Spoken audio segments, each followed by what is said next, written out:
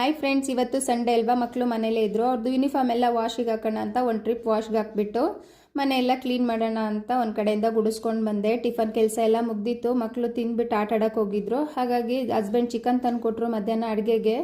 ಮಕ್ಕಳಿಗೆ milk shake ಮಾಡೋಣ ಅಂತ ಹೇಳ್ಬಿಟ್ಟು ಬನಾನಾ ಆ್ಯಪಲು ಹಾಲು ಹಾಕ್ಬಿಟ್ಟು ಮಗಳಿಗೆ ಕುಡಿಯೋಕೆ ಕೊಟ್ಟು, ಮಗ ಆಟ ಆಡೋಕೆ ಹೋಗಿದ್ದ, ಅವನಿಗೆ ತೆಗೆದಿಟ್ಬಿಟ್ಟು ಒಂದು ಟ್ರಿಪ್ ವಾಶ್ ಆಗಿತ್ತು, ಒಣಗಕ್ಕೆ ಹಾಕ್ಬಿಟ್ಟು ಮಧ್ಯಾಹ್ನಕ್ಕೆ ಅಡುಗೆ ಸ್ಟಾರ್ಟ್ ಮಾಡಿದೆ.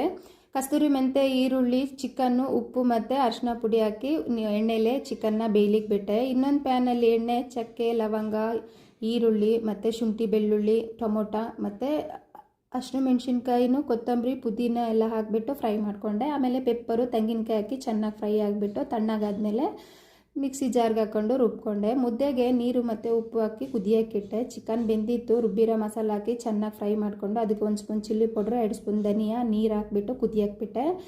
ನೀರು ಕುದ್ದಿತ್ತು, ಮುದ್ದೆಗೆ ಹಿಟ್ಟು ಹಾಕ್ಬಿಟ್ಟು ಮುಚ್ಚಿಕ್ದೆ. ಕುದ್ದಾದ್ಮೇಲೆ ಚೆನ್ನಾಗಿ ತಿರುಗಿಸ್ಕೊಂಡೆ. ಚೆನ್ನಾಗಿ ತಿರುಗಿಸ್ಬಿಟ್ಟು ಮುದ್ದೆನ ಮಾಡೋಕ್ಕೆ ಸ್ಟಾರ್ಟ್ ಮಾಡಿದೆ. ಚೆನ್ನಾಗಿ ಬಂದಿತ್ತು ಮುದ್ದೆ, ಸಾಫ್ಟಾಗಿ. ಚಿಕನ್ ಸಾರು ರೆಡಿ ಆಯಿತು, ರೈಸು ಆಗಿತ್ತು. ಮಕ್ಕಳನ್ನ ಕರೆದು ಊಟ ಹಾಕಿದೆ. ನೆಕ್ಸ್ಟ್ ವೀಡಿಯೋದಲ್ಲಿ ನೋಡೋಣ. ಬಾಯ್.